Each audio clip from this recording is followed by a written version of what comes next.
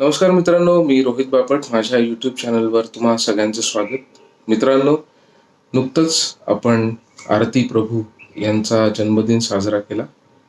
आरती प्रभू एक असं मोठं नाव मराठी वाङ्मयातलं की ज्याने कविता, नाटक, कादंबरी, कथा या सगळ्या साहित्य प्रकारामध्ये खरं सांगायचं तर आपलं भावविश्व जे आहे ते ढवळून काढलंय, घुसळून काढलंय आणि आपल्याला आयुष्याकडे बघण्याची एक वेगळी नजर ज्याला म्हणतो ती आरती प्रभूंनी आपल्याला दिलेली आहे.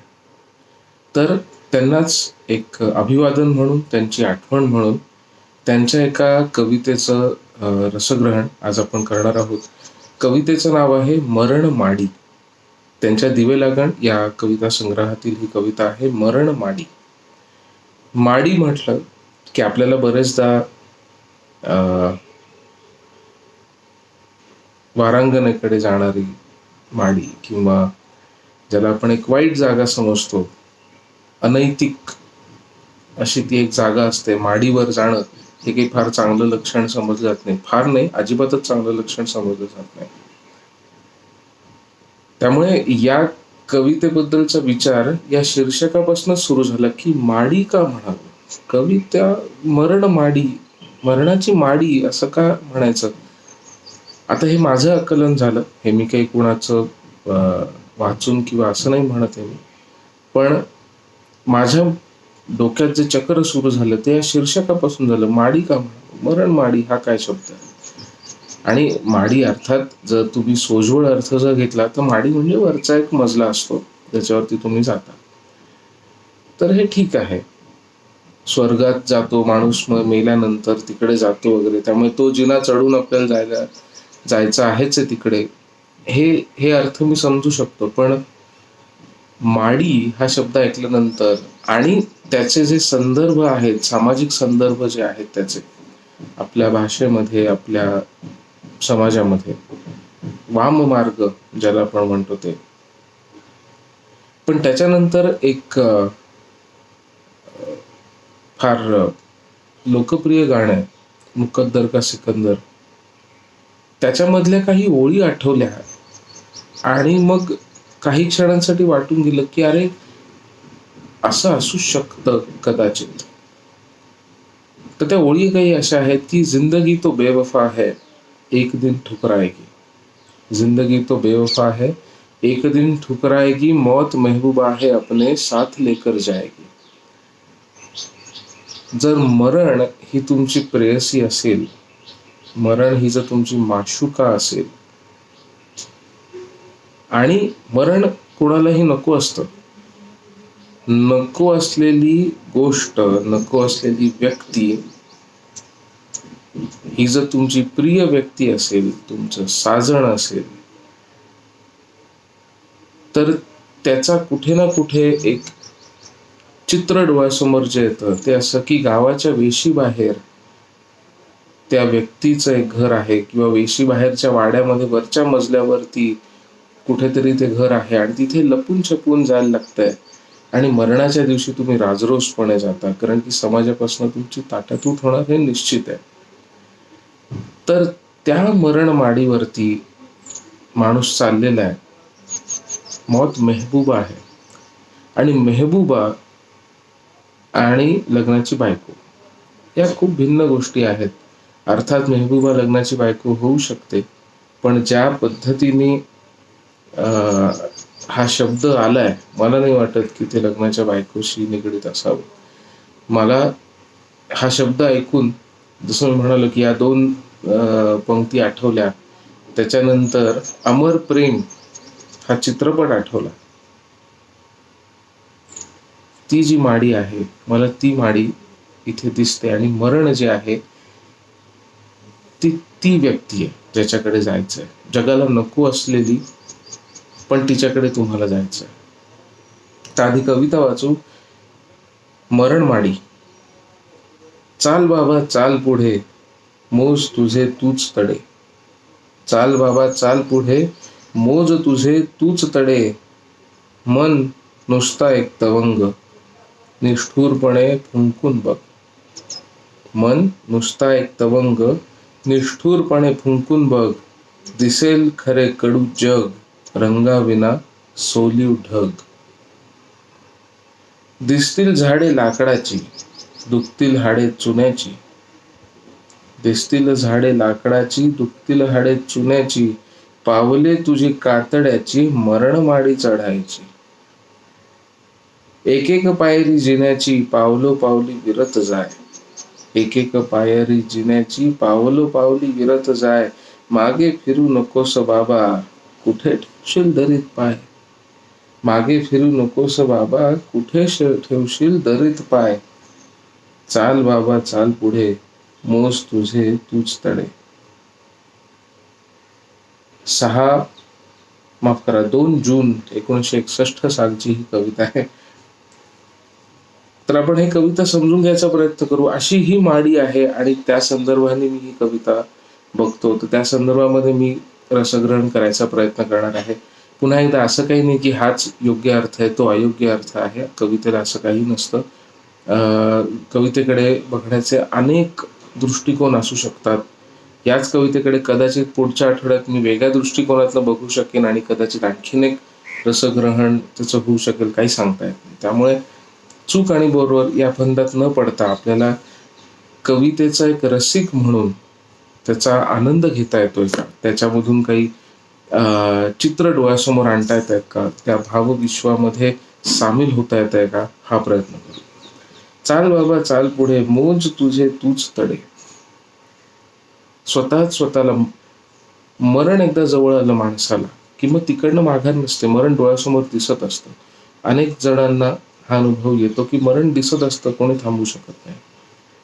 आणि हे पुस्तकातनं वगैरे आपण वाचलेलं आहे अनुभव प्रत्येकाचा. तर तो माणूसच स्वतःला म्हणतोय किंवा कवी म्हणतोय, चाल बाबा चाल पुढे मोज तुझे तूच तडे. एकटा आलायस ना एकटाच मर तूच तुझे तडे आता मोजत जा. तडे म्हणजे कशाचे? आयुष्याचे तडे, जगण्याचे तडे जे आहेत. तडे म्हणजे काय? तुकडे जे झालेले आहेत ते, त्याला ज्या चिरा गेलेल्या आहेत, भेगा ज्या पडलेल्या आहेत, ते तडे जे लागलेले आहेत ना, ते तडे तुझे तूच मोज आता.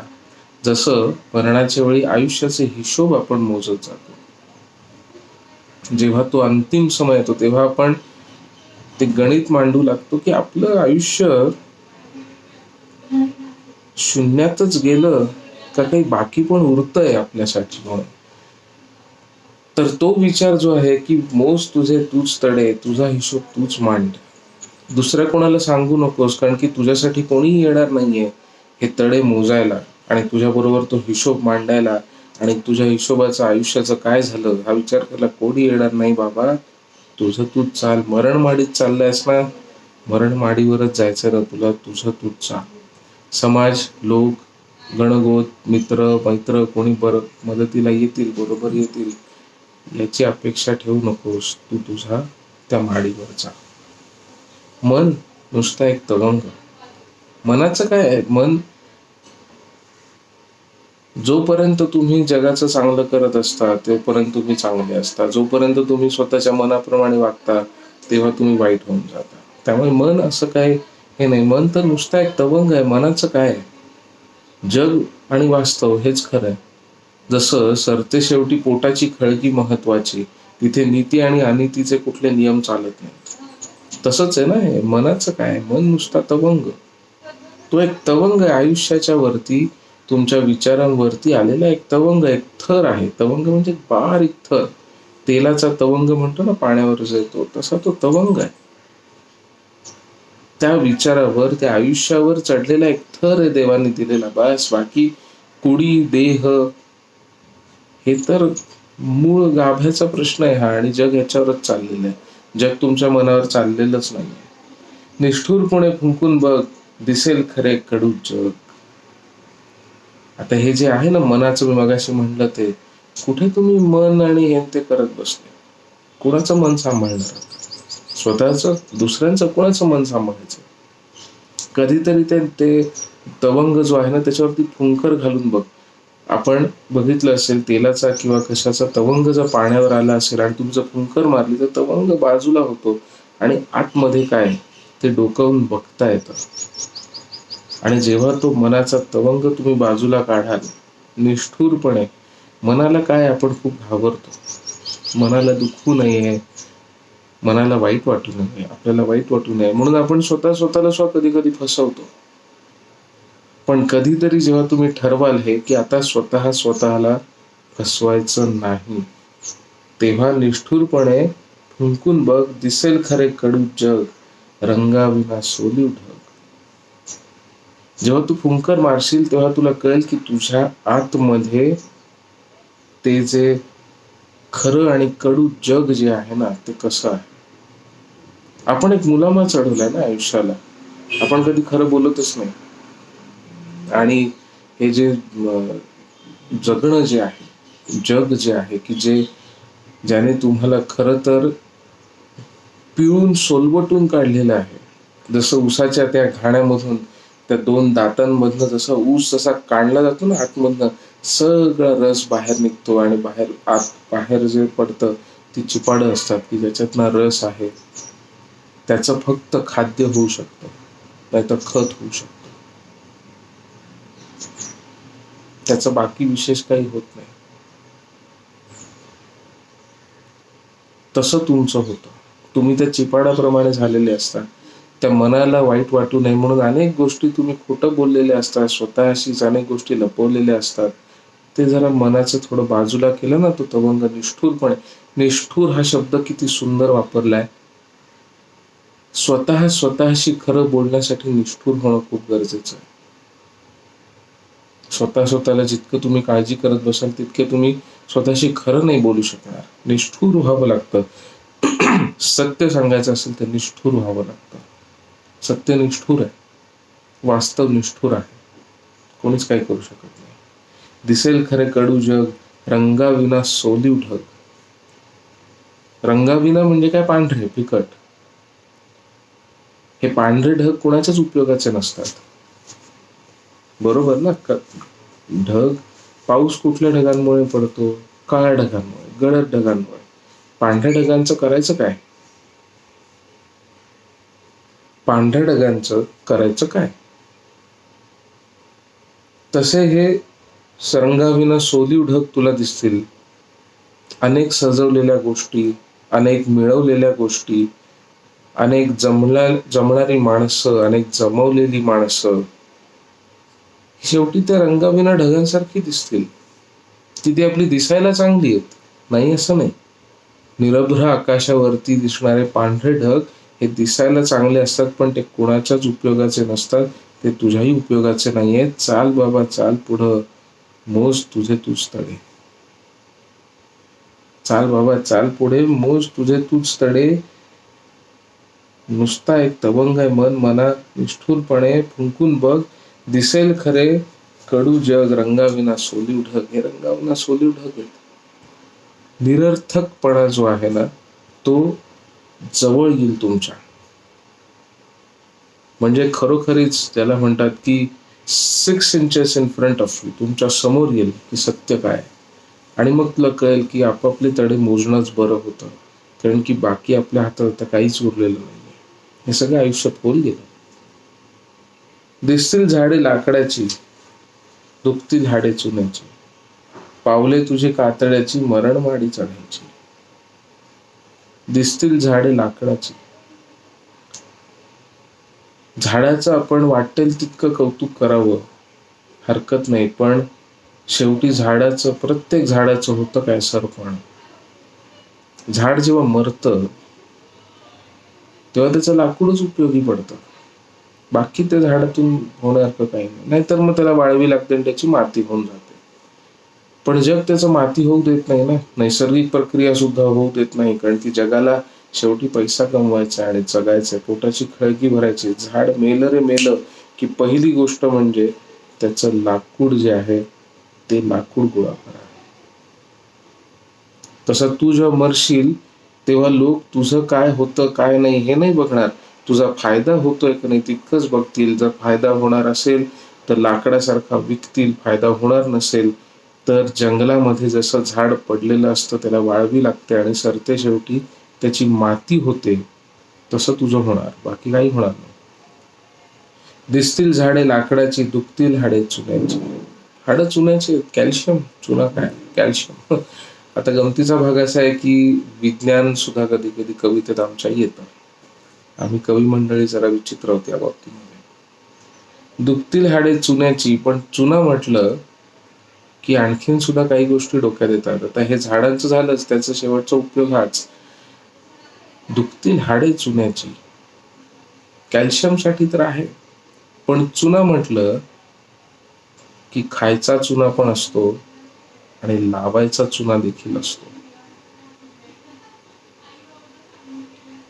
जेव्हा सगळं काही संपून जातं तेव्हा तुमच्या लक्षात येतं की कोणी कोणी किती किती तुम्हाला चुना लावलेला आहे, आणि तुम्हाला तेव्हा फक्त हसू येतं. तुम्हाला फक्त हसू येतं. ते करुण हास्य जे आहे त्याच्या मागे खूप दुःख असतं. तुम्हाला माहित असतं की कोणी कोणी किती फसवलेलं आहे तुम्हाला, आणि तुम्ही काही करू शकत नाही. खरं तर तुमची काही करायची इच्छा पण नसते, कारण की आता मरण जवळ आहे. आता काय करणार आहात तुम्ही? करून करून तरी असं काय करणार, आणि त्याचा काय फायदा आहे? दुखतील हाडे चुन्याची, पावली तुझी कातड्याची, मरण माडी चढायची. आता जायची वेळ आली रे बाबा. आता तू थांबून काय करणार? म्हणजे पावले तुझी कातड्याची वेळ इथपर्यंत आली की तुझ्या चपला सुद्धा झिजल्या. आता फक्त तुझी पावलंच राहिली. लोकांच्या चपलांच्या टाच झिजतात, चपला झिजतात, पण आता तर अशी वेळ आली की आता त्या चपला देखील उरल्या नाहीयेत. आता तू अनवाणीच आहेस. अनवाणी आला होतास ना जगामध्ये, जगात अनवाणीच आला होतास, जाणार पण अनवाणीच. तू पावले तुझी कातड्याची, मरण माडी चढायची. नागवा आलास, रित्या हाताने आलास, अनवाणी आलास. जाताना रित्या हाताने जाणार, अनवाणी जाणार, आणि नागवा होऊन जाणार. हे जग जगणं तुला नागवं करणार आणि मग पाठवणार. बाण झेलताना पक्षी होतोच शालीन. तो शालीन जो झालेला असतो, ग्रेस म्हणतात शालीन, पण तो शालीन काय फार कुठल्या भक्तिभावाने झालेला नसतो. त्याच्या हातातच आता करण्यासारखं काही नसतं. त्यामुळे बाण झेलण्याआधी पक्षी होतोच शालीन.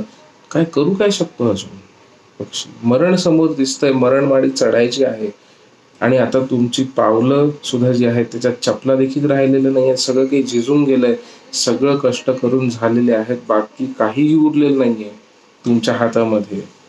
एकतर वाळवी तरी, नाहीतर लाकडं तरी सरपणासाठी, एवढंच तुमचं आयुष्य राहिलेलं आहे.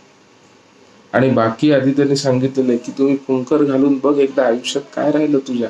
मनाला खूप सांभाळलंस ना तू, दुःख होऊ नये, वाईट वाटू नये, मनाला सांभाळायचा प्रयत्न केला ना, पण त्याच्या मागचं खरं जग जरा बघ, किती कडू आहे ते. बाहेर वरवरनं छान दिसतंय ना सगळं, पण आता मरण माडी चढायची वेळ आली. मौत महबूबा है, अपने साथ लेकर जाएगी. ती आता माडी चढायची वेळ झाली रे बाबा. जी गोष्ट कोणालाच नको असते त्या जागी जायची आता वेळ आली तुझी. तुला वाईट वाटो चांगलं वाटो, प्रश्न हा नाहीच, ती वेळ तुझ्यावर आलेली आहे. आता तू काय करणार? काही नाही, चाल बाबा चाल पुढे, मोज तुझे तू तडे. एक एक पायरी जिण्याची, पावलो पावली विरत जाय. जस जसा तू चढत जाशील ना त्या मरण माडीकडे, जस जसा मृत्यूच्या जवळ जात जाशील, तस तसे आयुष्यातला एक एक क्षण जो आहे तो विरघळत जाईल. स्मृतींमधून, आयुष्यामधून, विचारांमधून आणि अनुभवांमधून देखील. त्या क्षणांचं चित्रण जे आहे ते बघा किती विचित्रपणे आपल्या समोर येत आहे. जसजसे आपण एक एक पायरी चढत चढत चढत त्या मरणमाडीकडे जाऊ, तस तसं ते जग जे आहे ना मागे, ते हळूहळू मागे सुटत जाते. ते आता परत तुम्हाला मिळणार नाहीये. ते विरत चाललंय, विरघळत चाललंय. एक एक पायरी जिण्याची, पावलं पावली विरत जाय, बाबुल मोरा नाही हर छुटत जाय. जात चालला तसं, आता परत मिळणार नाहीये तुम्हाला. मागे फिरू नकोस बाबा, कुठे ठेवशील दरीत पाय. आता मरणाची वेळ आलेली आहे. आता जगण्यात काही अर्थ राहिलेला नाही, जगण्याला देखील काही अर्थ राहिलेला नाही. हातात काहीच उरलेलं नाहीये हे पण तुला कळतंय. सगळे तडे गेलेले आहेत, सगळं निष्ठुर जग डोळ्यासमोर येत आहे. जे उरलं ते फक्त सोली ढग, वांज ढग की ज्यांचं काहीच होणार नाही, फक्त दिसायला चांगले, वा वा छान. जेव्हा जायची वेळ येईल तेव्हा सगळेजण येतील, चार खांदे मिळतील, सगळं काही, सगळे सोहळे, सगळं काही होईल, पण शेवटी ते पांढरे ढग येते. आणि आता वरती जाता जाता एक एक क्षण आयुष्यातला जो आहे तो आता विरत चाललाय, पुसट होत चाललेला आहे. ती पायरी चढता चढता एक क्षण जेव्हा आपण पुढे गेलो त्या पुढचा क्षण गेला. आणि तिथे गेल्यानंतर जर वाटत असेल की नाही नाही आता मला मरायचं नाही, बाबा कशाला परत यायचं तुला त्या जगात. ज्या जगाने तुझ्या पावलांमध्ये तुझ्या वाहना देखील ठेवल्या नाहीत, त्या देखील झिजवून, इतक्या झिजवून टाकल्या की तू पुन्हा एकदा अनवाणी झालास. तुझ्या पायाखाली फक्त आणि फक्त ती जमीनच उरली, बाकी मध्ये काही नाही तुला दिलासा देणारं, आधार देणारं, वाचवणारं, काट्याकुट्यांपासून काहीही उरलेलं नाही. तुला कशाला या दरीत यायचंय परत.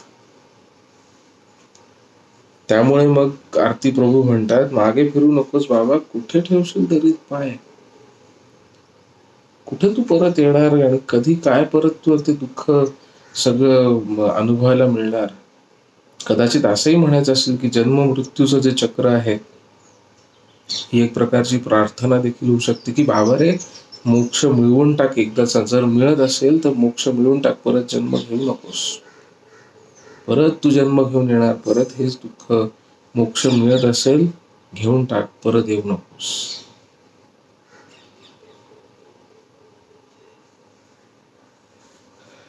तर मित्र हो, ही होती आरती प्रभू यांची कविता मरणमाडी. आणि त्याचं जे मला भावलं, मला समजलं ते रसग्रहण. मित्र हो, तुम्हाला रसग्रहण कसं वाटलं मला नक्की सांगा. कविता थोडी सिरियस होतीच, पण एक वास्तवाची जाणीव करून देणारी ही कविता होती. आणि ती माडी जे मी म्हणालो मगाशी, किती प्रेयसी आहे. तिच्याकडे जाणं तुम्ही टाळूच शकत नाही. मरण तुम्ही टाळूच शकत नाही. मरण कोणीच टाळू शकत नाही. आणि मरण ज्यांचं टळलंय त्यांचं दुःख काय असतं हे अश्वत्थाम्याला कधीतरी विचारा. तो कदाचित जागोजागी फिरत असेल कृष्णाला शोधत की बाबा रे मला मृत्यू दे आता, बस झालं. असो, हा विषय वेगळा, त्याच्यावर कधीतरी नंतर बोलूया. पण ती माडी चढणं तुमच्यावर आहे, तुम्हाला पर्याय नाही.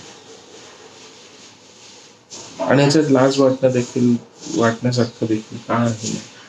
प्रत्येकाला तिकडे जावंच लागतं. आणखीन एक सुचलं म्हणून सांगतो, पुलंच्या रावसाहेब मध्ये एक वाक्य जे त्या काळी लिहिलं गेलं त्यामुळे खपलं. कदाचित या काळी कोणी लिहिलं असतं तर त्याच्यावर बराच आक्षेप कदाचित झाला असता, बवाल झाला असता. तर त्याच्यामध्ये रावसाहेब म्हणतात की एक घरी जर सुख मिळालं असतं तर माणूस कशाला बोगरवेशीकडे गेला असता. आयुष्यात जर सगळं काही मिळालं असतं तर माणूस सुखासाठी म्हणून दुसऱ्या कोणाकडे तरी का गेला असता. तसंच आयुष्यात जर सगळं काही मिळालं असतं तर माणूस मरणाकडे तरी कशाला गेला असता. माणसाला मरण येतं हे यासाठी की आयुष्याकडे आता देण्यासारखं तुमच्याकडे काही राहिलेलं नाही. आयुष्यात काही उरलेलं नाहीये. कुठलंही सुख असं नाहीये की जे तुम्हाला त्या आयुष्यात बांधून ठेवेल. त्यामुळे तुम्ही अशा ठिकाणी जाता जिथे आता तुम्ही वेगळ्या प्रकारच्या सुखाच्या शोधात आहात आणि ते फक्त मरणात असतं. जे किमान सुख जरी देत नसलं तरी तुमचं जग जे आहे, जगणं जे आहे, त्याच्या दुःखापासून तुम्हाला लांब नेतंय, असाही एक विचार होऊ शकतो. सुख ही गोष्ट वेगळी, पण इथल्या दुःखांपासून देखील तुम्हाला लांब नेतं कुठेतरी.